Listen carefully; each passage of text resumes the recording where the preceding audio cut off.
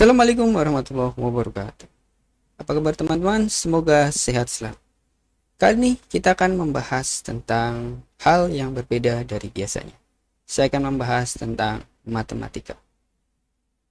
Setiap kali kita mendengar kata matematik, math atau matematika, yang terlintas dalam pikiran kita hanyalah hitungan yang rumit dan selalu menjadi momok setiap kali kita ingin mengikuti pelajaran matematika di sekolah.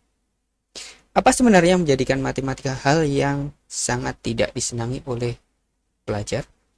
Termasuk saya, pada waktu saya masih sekolah dan mencoba menjadikan salah satu pelajaran matematika adalah pelajaran favorit saya.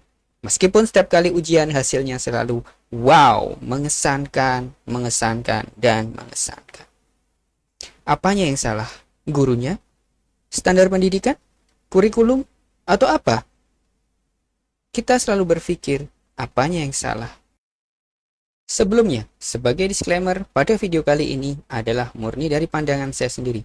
Dan jadikan referensi saja, karena masih banyak hal di luar sana yang membahas ini menjadi lebih details dan lebih dark. Pada dasarnya, matematika merupakan filosofi hidup. Setiap hari kita akan berinteraksi dengan yang namanya matematika. Menurut saya, matematika adalah bahasa filosofi untuk memodelkan kehidupan kita. Itulah sebabnya ketika kita mengajarkan matematika ke anak kita ataupun orang lain, jangan hanya ajarkan yang benar atau salah. Karena ketika kita hanya mengajarkan mana yang benar atau salah, kita hanya akan membentuk orang yang kaku, yang hanya tahu hukum benar dan salah. Mencari pembenaran ketika kita salah, menyalahkan orang lain yang berbeda pendapat dengan kita dan hanya berpihak kepada orang yang sependapat dengan kita. Sebagai contoh, kenapa matematika mencakup semua aspek dalam kehidupan kita?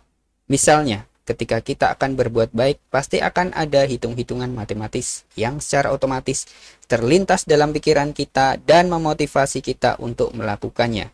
Entah itu karena sanjungan, mendapat pahala, atau mendapat hal-hal yang baik dalam hidup kita setelah kita melakukan kebaikan. Iya enggak? Anggap saja kita mengajarkan kepada anak kita beli sapi betina 4 dan sapi jantan 1.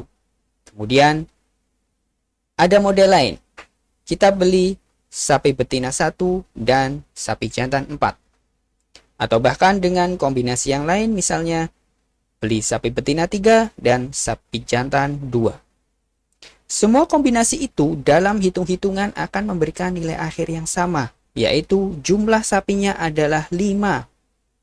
Tetapi dari situ kita ajak anak kita atau orang lain berpikir sejenak dengan menjelaskan kalau dengan sapi yang kita punya bisa membuat peternakan sapi. Meskipun itu tidak mudah dan membutuhkan hal-hal lain di luar kemampuan mereka dalam berpikir.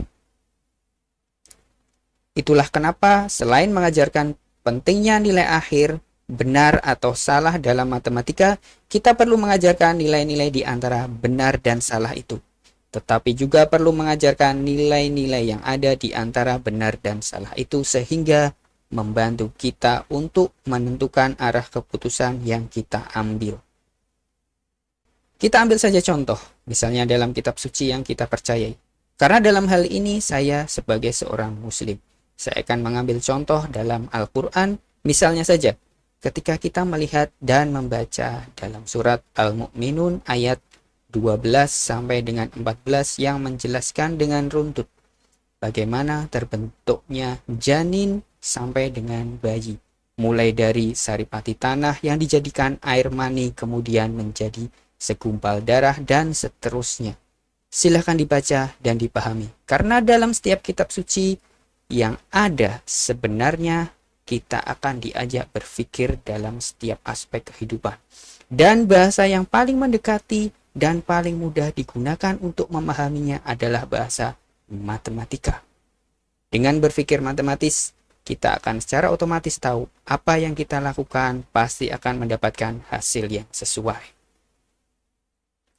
Hal-hal yang buruk atau negatif yang bernilai besar akan menuntun kita ke jurang keburukan. Sedangkan hal-hal positif yang banyak kita lakukan akan memberikan dampak positif pada seluruh aspek kehidupan kita. Bahkan Tuhan yang Maha Pengasih, Maha Penyayang akan menghapus semua nilai-nilai negatif yang kita lakukan ketika kita bertaubat.